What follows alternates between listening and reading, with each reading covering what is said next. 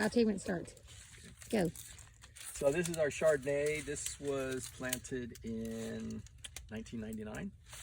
And you can see we've got our second crop on here. This is the grape that we're not going to utilize simply because the flavor isn't up to snuff. It's not where we want it to be. So there's a few clusters that the folks leave when they harvest because when we harvested, I don't know, 3 weeks ago, these were more green. So it was really obvious that these were second crop. So they left them on here.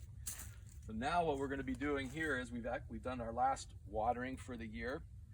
We've added some organic fertilizer to help put the roots to sleep, kind of help them have a nice long winter.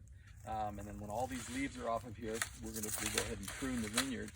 And we do that by the whole crew that comes through here. We probably have 20 folks in here, men and women. In the last, say, 5 years or so, we've had a lot more women just because we have a labor shortage.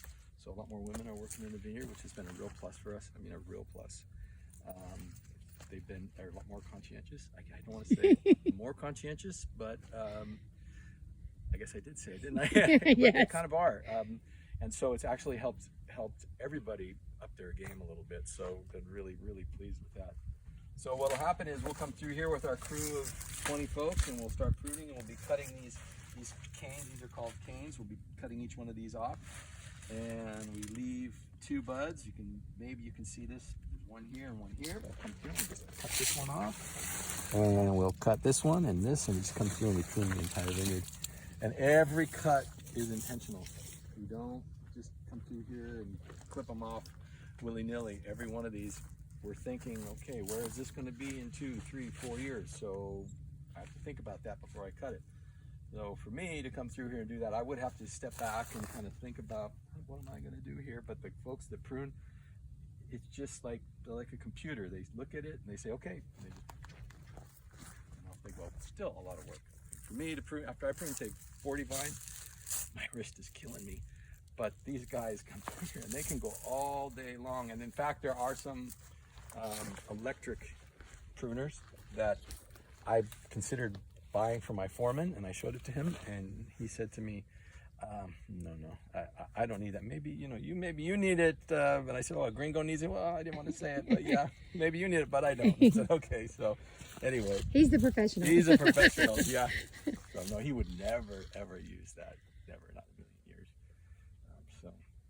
So that's what we'll do, and we'll prune all these off, and we'll take these canes, because there's going to be a lot of this wood on the ground, and we put that in the middle of the row, adjacent to the vines, dead center. And so then in the spring we'll come through with it's called a mulching mower, and it will cut these up into little pieces when we mow, and it'll all be laid out like mulch in the row. And then after it's decomposed a little bit, maybe 2 or 3 weeks later, we'll come through with a disc and we'll till all that into the soil.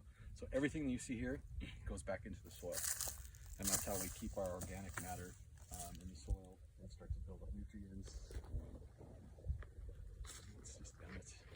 That's why we're remain sustainable, or one of the reasons we're sustainable. And what is the name of your vineyard, and how do people find you? Square Peg. Square Peg. Just go online and hopefully you remember. Square Peg is an easy one to remember, and just Google it and check it out. And we love people from Texas, that's for sure. Yes. Yep. All right. One of my favorite places. Well, and which city are we in? This is Sebastopol in Sonoma County. So it's about an hour, 30 minutes north of San Francisco. But you can fly an American from Dallas directly to Sonoma County Airport, which is really easy. And so it's a very quick ride. Houston, Dallas, right? Yeah, Houston to California, I think it's like, 3 hours, 3-hour plane ride, one way. Yeah. Non-stop. Yeah, non-stop. Yeah. But they do have a non-stop from Dallas to the Sonoma County Airport. Really small little airport. It's almost like a Greyhound bus station. Well, great for all our Dallas fans out there. Oh, for sure. Absolutely. Thank you. All right. You're welcome.